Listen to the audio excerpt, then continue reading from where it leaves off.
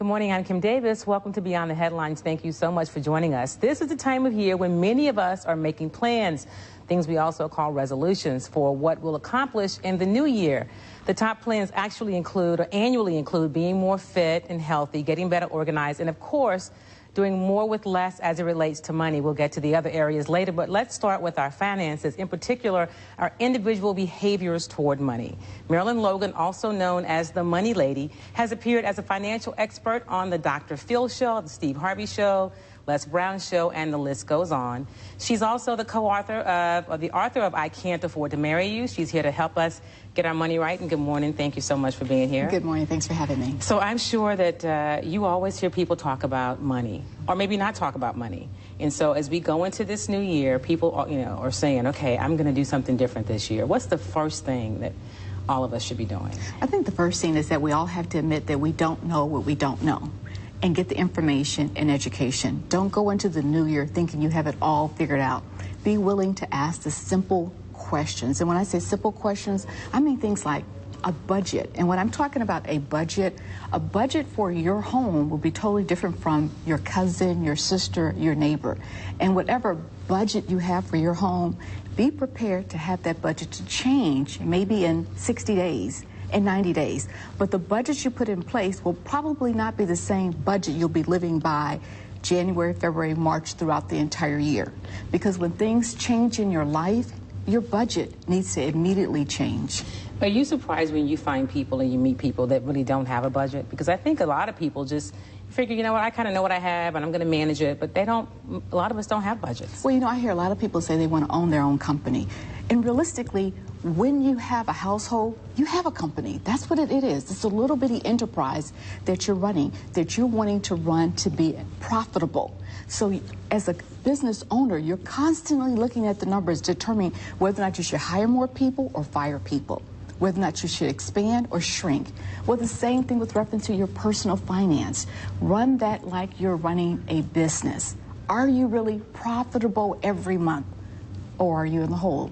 One of the things you said before we came on the air is that everybody has made a money mistake, and we need to be okay with that, but it's how we handle those mistakes. I think we should forgive ourselves. Everybody throughout the world has made at least one money mistake, and some of us make 5, 6 simultaneously per year, but that's okay. It's okay to fall, but you can get up and keep moving. You can fall 7 times, but get up 8 times. And so even with reference to your money, because who honestly teaches us how to manage our money? It's really our parents' responsibility. It's not your teacher, it's not the government, it's not your church.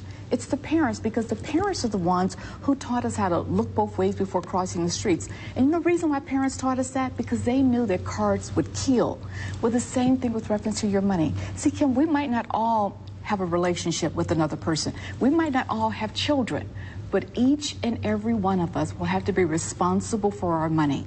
So first admit you don't know how it works, and ask for the help, and ask for people to explain it to you in elementary terms, not their lingo. And not to be embarrassed by it.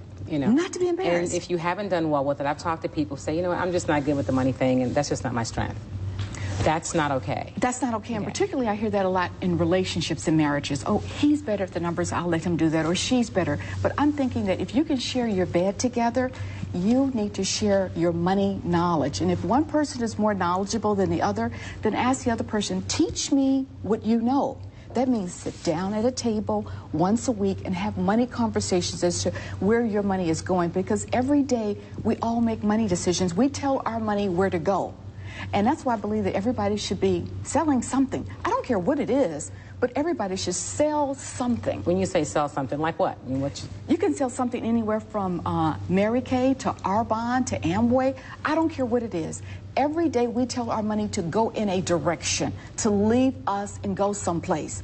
Can you imagine? I think for the most part, I really believe multi-level marketing is going to create the most millionaires over the next 3 to 5 years. So you're talking about kind of having that plan B and C, do something else to create. You have to have something on your back burner, because to me, earning money is like a stove. I'm sure if I go to your home right now, the front 2 burners of your stove are probably worn out. But those back burners you probably never use. I cook a lot. Well, that's rare. But most people don't. And so earning money is like having a stove. Your main main job, whichever pays your bills, should be on the front burners. But something needs to be simmering on the back burner, because when the what if comes in your life, and the what if comes in all of our lives, you have to be ready for that. You got to be ready. Before we go, there's a couple of things I want to ask you about. You said a lot of people are underemployed, and you also talk about this $5 thing that you do to help people save money. Tell us about that. Well, here's how the $5 program works. I started about 2 years ago, and what I'm wanting people to do is to get back to what their great-grandparents used to do. Our great-grandparents had a lot more money, assets, property than we do. How is that possible with less information and less education? I believe it's because they respect money more. So what I want us to do is to get back to respecting our money, which means we have to see our money. So we don't see our money anymore. So you want us to see this $5? I want us to see our dollars, get cash, about $100 to $200, and put it in your wallet, and use cash to spend money throughout the week, the day, for your grocery shopping, nails, whatever, gas. And whenever you get a $5 bill, stash that $5 bill in a separate place in your wallet and accumulate it. Right now, I have about a little over $3,800 in fives, and I have so many people in Houston on the 5 campaign. All right, well, we're going to use that as good information, and we'll put a link to your site so we can go into more information about that on our website. Thank you so much for coming in this morning. Up next, how to declutter your homes and offices.